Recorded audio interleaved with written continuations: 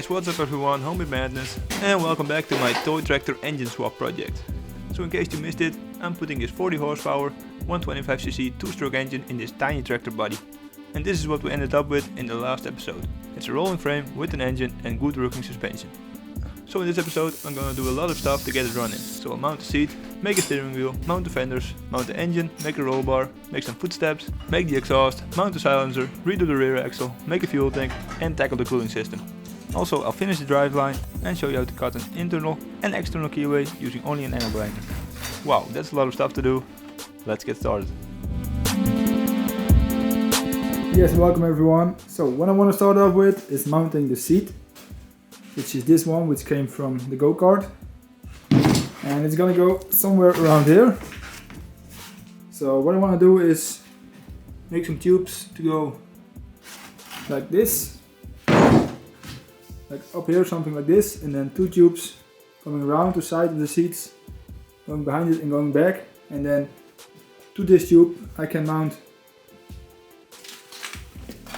the tractor's fenders, and then also to those bars I can mount my little roll cage structure, which will go somewhere around here, which will have some lights on it and stuff like that. But that's all to come. So first mount the seat, and then make the steering wheel, and then the footrests, and then, well, we'll see. So let's do it.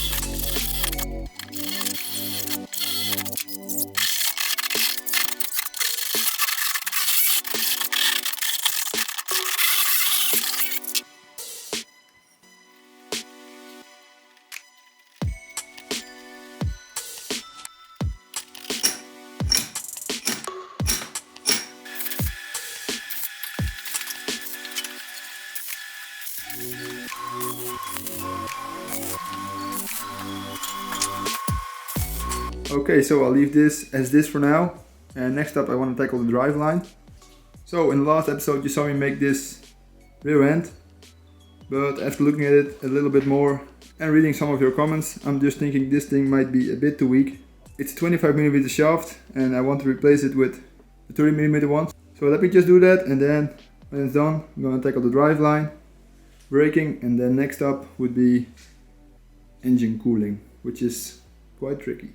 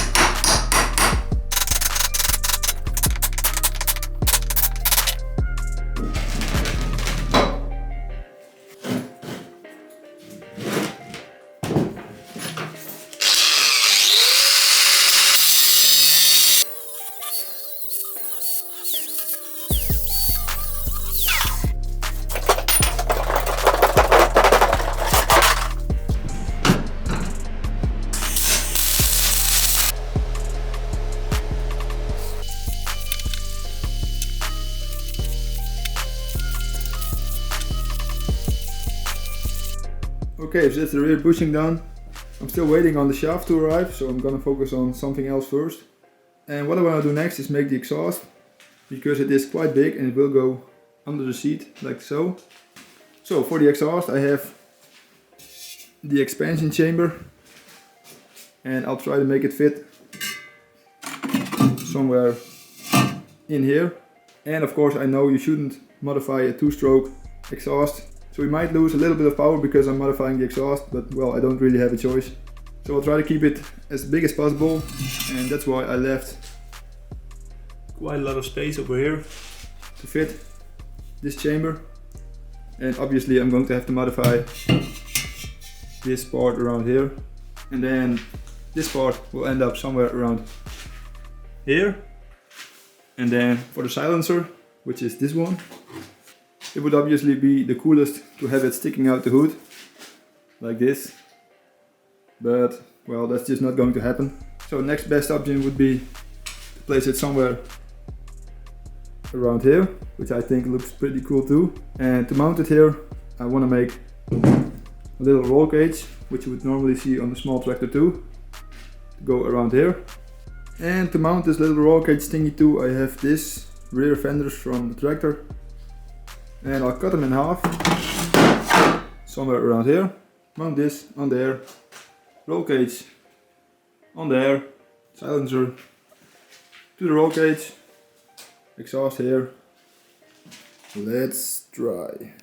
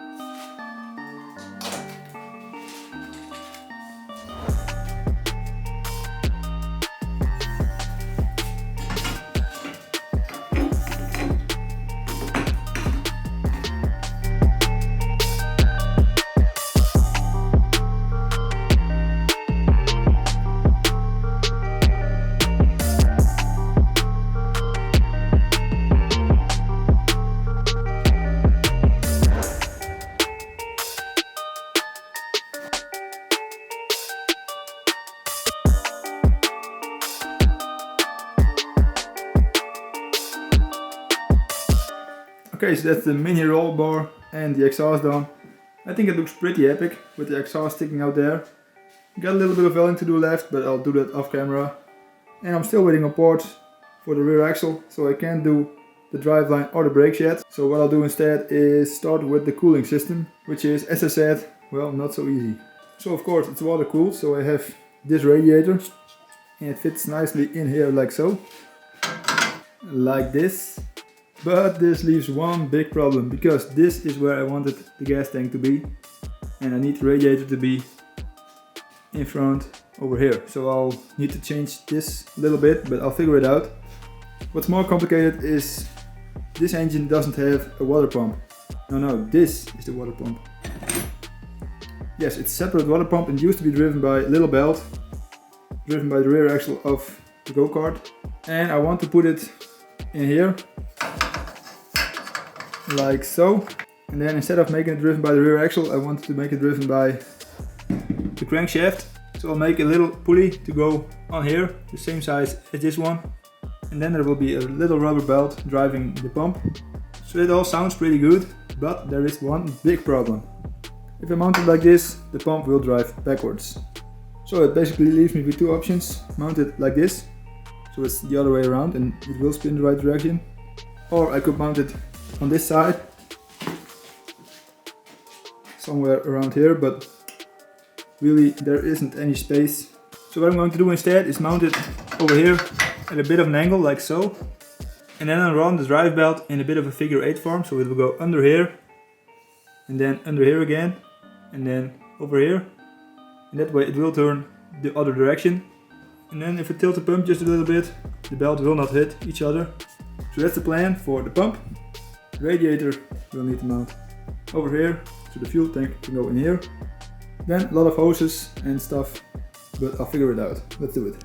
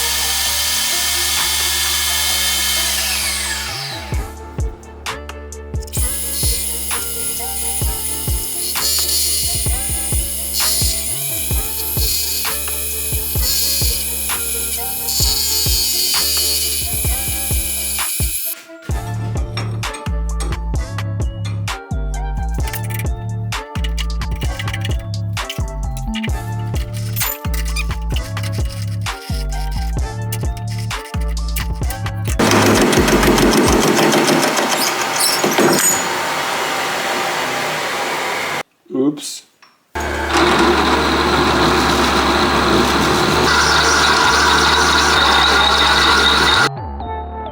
Okay, so it's back to the rear axle, and this is it, 30 millimeters. So it's a bit bigger than the last one, and I've already mounted the wheel hubs to them.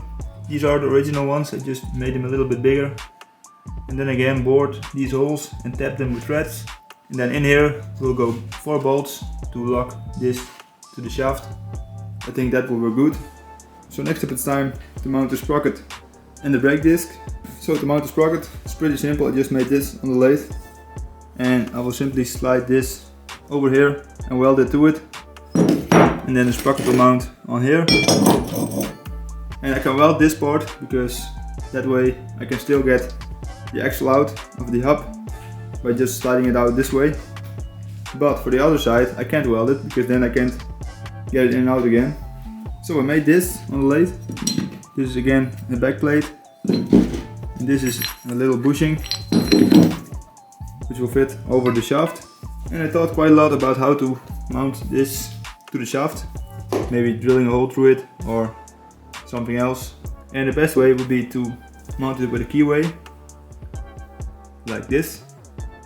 So what I'll do is I'll grind the keyway in the shaft, place this in here, and then the tricky part is grinding a keyway in here, which you would normally do on a shaper, which I don't have. So I'll come up with a different solution. What I'll do is take the angle grinder, go through here, all the way through to the other side, then grind out the keyway, and then I'll mount it in here, and then cut a groove in here, and then clamp it together again to clamp it around the shaft, and then I have my keyway. So that's the plan. Let's see if it works.